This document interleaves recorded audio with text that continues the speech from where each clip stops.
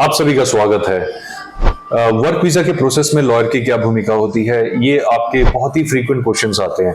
काफी सारे क्लाइंट्स को पता ही होगा, काफी सारे लोग जो एप्लीकेंट्स ऑलरेडी इस प्रोसेस में हैं, खासतौर से वो जिन्होंने रिफ्यूजल झेला हुआ है, उनको डेफिनेटली पता होएगा कि एक लॉयर की, लीगल काउंसिल की या इमिग्रेशन लॉयर की किस तरीके से हेल्प कितनी इंपॉर्टेंट साबित हो सकती है। देखिए, इसको इस तरीके से लीजिए, जैसे मान लीजिए इंडिया में किसी ने कोई केस किया, किसी के ऊपर कोई केस हुआ या किसी ने किसी के ऊपर केस करा, और वो एक यहाँ पे इंडिया में किसी लॉयर के पास जाता है, क्रिमिनल लॉयर के पास जाता है, कोर्ट वगैरह में जो चैम्बर्स में बैठे होते हैं, अच्छे खासे लॉयर्स होते हैं, उनके पास जाता है, अपना केस आगे रखता है। बट कुछ महीने बाद जब ठीक है उसका केस कोर्ट में पहुंच जाता है, वकालतनामा वगैरह सब बन गया, ये सारे काम हो गए और डेट लगनी शुरू हो गई, कुछ डेट्स के बाद या कुछ समय के बाद उसको लगता है कि नहीं यार, जिस तरीके से मैं चाह रहा था वो प्रोग्रेस नहीं है मेरे केस में, यानी जो मैं एक्सपेक्ट कर रहा था वो नहीं हो रहा। तो वो क्या करते हैं, अपना लॉयर बदल लेते हैं। राइट? क्यों? क्योंकि उनको लगता है कि जिस तरीके से सेटिस्फैक्टरी रिस्पॉन्स वो चाह रहे थे वो उनको नहीं मिला। एक्चुअल में यहां पर भी कुछ कुछ ऐसा ही है। अब लॉयर की भूमिका क्या होती है? लॉयर की भूमिका होती है कि वो आपके केस को लीगल वेज में, लीगल तरीके से आगे रखता है। वो आपके केस में जितनी भी बारीकियां होती हैं वो आगे एम्बेसी तक पहुंचाता है, और एम्बेसी को उस चीज का एक तरह से अश्योरेंस देता है कि आप बी केयरफुल, अगर आप ये वीजा रिफ्यूज करने वाले हैं तो आपके पास बड़ा ही स्ट्रॉन्ग ग्राउंड होना चाहिए, क्योंकि ऑलरेडी मैंने जितने भी आर्टिकल्स, इंडेक्सेस या फिर एनेक्शर्स लगने वाले होते हैं, मैंने वो सारे पहले से ही लगा दिए हैं। तो अब आप देखिए किस ग्राउंड पे आप रिफ्यूज करेंगे। राइट? तो आपको लग रहा होगा थ्रेटनिंग लैंग्वेज है। थ्रेटनिंग नहीं है, लीगल काउंसिल में लैंग्वेज कुछ इस तरीके से ही यूज की जाती है। अगर किसी का वीजा रिफ्यूज हो जाता है तो एम्बेसी बताती है हमने फलाना सेक्शन लगा दिया जी, हमने रिफ्यूज कर दिया, हमें आपकी इंटेंशन पे डाउट है, हमने रिफ्यूज कर दिया, हमें आपका पर्पस समझ में नहीं आया, आपकी कैलकुलेशन ही फ्लॉड थी, हमने रिफ्यूज कर दिया। कुछ भी वो रीजन दे सकते हैं, आपकी ट्रैवल हिस्ट्री नहीं है, होम टाइज नहीं है, फलाना धमकाना। लीगल काउंसिल को पता होता है कि वो कौन से इंडेक्स में आता है, कौन से आर्टिकल में आता है, कौन से सेक्शन में आता है, वो उसी के हिसाब से इसका काउंटर आर्ग्यूमेंट तैयार करता है और आगे फॉरवर्ड करता है। वो एम्बेसी के लीगल सेक्शन में वो केस जाता है, भी उनको पता लगता है कि भाई इस पर्टिकुलर एप्लीकेंट ने एक लीगल हेल्प ली है। इसे जुडिशियल रिव्यू भी कहा जाता है, इस वर्ड को याद रखिएगा। तो जब यहां पर अप्लाई किया जाता है तो जुडिशियल रिव्यू की प्रोग्रेस का अपडेट डेफिनेटली लॉयर को दिया जाता है, चाहे एम्बेसी की तरफ से ही क्यों ना हो। तो लॉयर आपको बताएगा क्योंकि आपने उसे हायर किया हुआ है, और ये आपस में जो भी इनके आर्ग्यूमेंट होते हैं, चाहे वो लीगल काउंसिल तक जाते हैं, कोर्ट तक जाते हैं, या फिर एक तरह से आप लगा लीजिए कि जिसे प्री एक्शन प्रोटोकॉल यूके में कहा जाता है, पीएपी इंडिया में काउंसलिंग कहा जाता है, यानी यूके में PAP pre action protocol, India में काउंसलिंग, कुछ कुछ सिमिलर प्रोसेसेस है। बट तो इंडिया में जैसे काउंसलिंग होता है कि भाई ठीक है, हम एक लीगल एक्शन देने से पहले I am giving you an opportunity कि आप मेरा पक्ष सुने, और मुझे लगता है कि आपसे मिस्टेक हुई है, मैं आपके ऊपर कोई फर्दर चार्जेस नहीं लगाने वाला, ऑल आई वांट इज आप मेरा वीजा अप्रूव करके दे दें।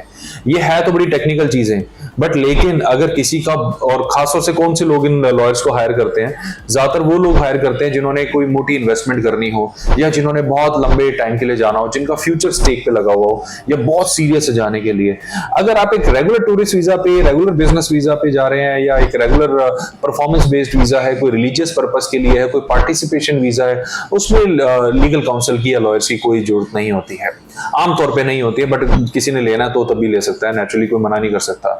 बट अगर आपने इन्वेस्ट किया हुआ है, काफी पैसा इन्वेस्ट कर दिया उस देश में, उनकी पर्टिकुलर स्कीम में, और जब आप वो पैसे का हिसाब लेने या उसको सुपरवाइज करने, उसको मैनेज करने के लिए जाना चाहते हैं, और आपको एक वीजा चाहिए और फिर एम्बेसी आपको वीजा डिनाई करती है, तो ऐसे केस में आप अपना आर्ग्यूमेंट आगे रख सकते हैं।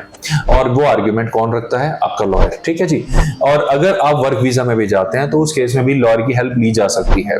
कई केसेस में लॉयर हेल्प कर देते हैं, खासतौर से जिसमें आप बहुत सीरियस हैं कि नहीं, ये अपॉर्चुनिटी मैं अपने हाथ से नहीं देना चाहता, जाना चाहता, ये जो पर्टिकुलर कंपनी है ये मेरे को बहुत अच्छा पे कर रही है, या ये जॉब जो है मेरे लिए बहुत जरूरी है। ऐसे केस में लोग जो हैं लॉयर की हेल्प ले लेते हैं। बट माय फ्रेंड्स, लॉयर की हेल्प सस्ते में नहीं आती। आप देखिए यूरोप में अलग अलग रेट्स चलते हैं लॉयर जो काउंसिल करते हैं। कुछ लोग 50 यूरो पर आवर से भी लेते हैं और कुछ लोग 80 यूरो लेते हैं, कुछ लोग 100 यूरो लेते हैं, जो ज्यादातर फाइलिंग में 80 से 100 के बीच में होता है। बट कई कई जगह 150 यूरो पर आवर के हिसाब से भी लीगल काउंसिल मिलती है। बाप रे, कितना महंगा। तो यानी अगर किसी की फाइल पे 100 घंटे लगे हैं तो आप समझ जाइए कि उसका कितना बिल बैठ गया होगा। तो यहाँ पर ये चीज बड़ी इंपॉर्टेंट है कि आपको पता रहे कि ये जो हेल्प है या ये जो चीजें हैं ये सस्ते में नहीं आती। इसलिए अगर आप पहले से ही अपनी फाइल के ऊपर बहुत अच्छे से प्रिपरेशन करके चलते हैं, और आप अगर हमारे पुराने दर्शक हैं, हमारी वीडियोस देखते रहते हैं, तो आपको पता ही होगा किस तरीके से चलना होता है। नहीं भी पता है तो घबराने वाली बात नहीं, आप कमेंट कर दीजिए, उन सारे क्वेश्चंस के ऊपर फ्रेश इंफॉर्मेशन आज से अपलोड होनी शुरू हो जाएगी और आप अपने जो प्लेलिस्ट को है फिर से अपडेट कर पाएंगे।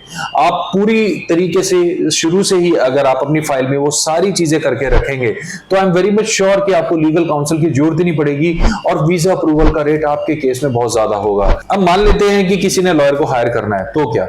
अब लॉयर को हायर करने की भी काफी सारी कैटेगरीज होती हैं। पहली तो होती है सीधा लॉयर को कॉन्टैक्ट करना, बट क्या आप श्योर हैं कि आप सही जगह कॉन्टैक्ट कर रहे हैं? पहली चीज, क्या आप श्योर हैं कि लॉयर आपकी बात को समझ गया और वो रिस्पॉन्ड करेगा? क्या आपको लगता है आपका पैसा सेफ है?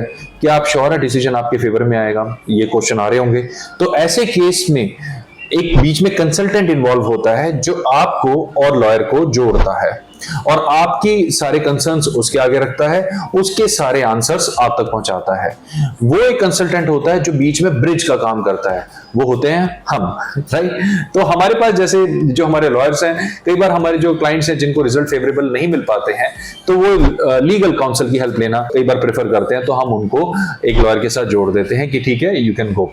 और बीच में ऑफ कोर्स हम सुपरवाइज करते हैं सारी चीजों को। नेचुरली यहाँ पर देखिए, एक तो कल्चरल गैप तो है ही, लैंग्वेज का गैप भी तो हो गया ना। क्या पता वो जो लॉयर क्या फ्रेंच का है, जर्मन का है, क्या पता क्लाइंट को ना आती है वो लैंग्वेज, राइट? तो ऐसे केस में हम बीच में इन्वॉल्व होते हैं और सारी चीजें स्मूथ आउट करने की कोशिश करते हैं।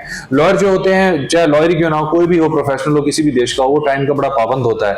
अगर वो आपको 10 मिनट कह रहा है तो वो 10 मिनट ही वेट करेगा, और अगर वो कह रहा है 10 मिनट का ही काम है तो वो 10 मिनट ही काम करेगा। आप उसे रिक्वेस्ट करके 15-20 मिनट तक नहीं रोक पाएंगे, वो चला जाएगा, आपकी सुनेगा ही नहीं। तो वहां पे कुछ कुछ ऐसा इमोशंस को वैल्यू नहीं दी जाती, वहां प्रैक्टिकलिटी जो है, प्रोफेशनलिज्म जो है, वो फर्स्ट प्रायोरिटी है उनके लिए।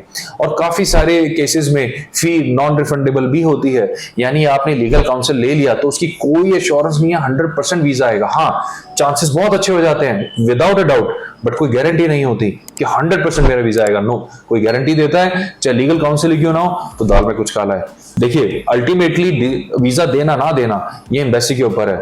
अगर बाय चांस मान लीजिए वो फिर भी वीजा रिजेक्ट कर देते हैं, then they are answerable to the lawyer. Reject तब भी हो सकता है। हाँ, वो जरूर है कि लीगल काउंसिल की हेल्प से आपके चांसेस बहुत स्ट्रांगली इंप्रूव हो जाते हैं, बट 100% नो, राइट? तो मुझे उम्मीद है कि लॉयर के, लीगल काउंसिल के या अटॉर्नीज के, सॉलिसिटर्स के रोल को समझने में आपको इस वीडियो ने वर्क वीजा कैटेगरी के लिए काफी हेल्प दी होगी। अगर आपके कोई क्वेश्चन कंसर्न है, आप उसे कमेंट कर सकते हैं। और किसी भी देश में अगर आप वर्क वीजा लेना चाहते हैं तो इस चैनल के साथ जुड़िए, इसमें बहुत सारी इंफॉर्मेशन वर्क वीजा को लेकर लगातार अपडेट होती रहती है। अपना समय देने के लिए बहुत बहुत धन्यवाद। Bye bye.